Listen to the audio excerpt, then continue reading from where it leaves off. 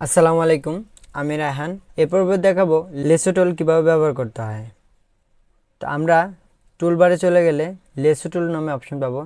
Click করলেই আপনার lasso টুলে নিয়ে আসবে। তো প্রথমত আমরা লেসো টুল নিয়ে যদি কাজ করি, লেসো টুল হলো ফ্রি হ্যান্ড সিলেকশন। আপনার ইচ্ছা মতো আপনি সিলেকশন করতে পারবেন।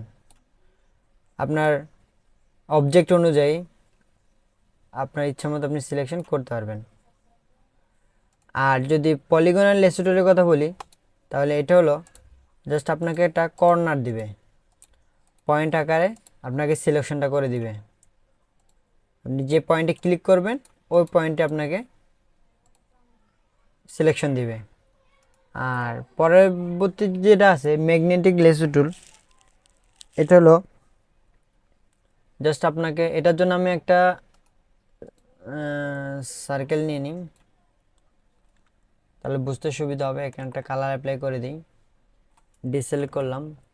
এখন যদি আমি এখানে ম্যাগনেটিক লেসো টুলটা ব্যবহার করি, দেখতে পাচ্ছেন সার্কেল অনুযায়ী আমার সিলেকশনটা নিয়ে নিচ্ছে।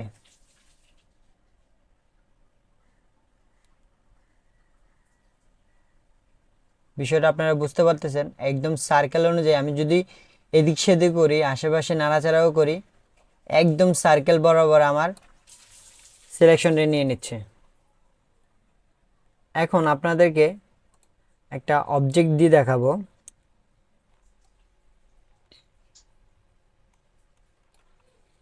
এখানে একটা ইমেজ আছে, আমরা এখানে সিলেকশন করে দেখাবো।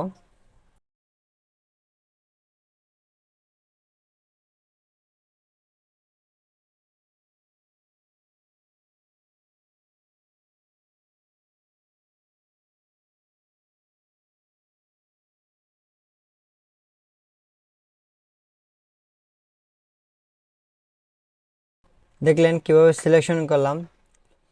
পারফেক্ট হয়নি, তবুও মোটামুটি হয়েছে সিলেকশনটা। আপনারা প্রয়োজন অনুযায়ী এই ম্যাগনেটিক লেসো টুলটা ব্যবহার করতে পারেন। তো এই ছিল আজকের টিউটোরিয়াল। আশা করি বুঝতে পারছেন। যদি বুঝতে না পারেন তাহলে টিউটোরিয়ালটা আবার ভালো করে দেখবেন। ধন্যবাদ।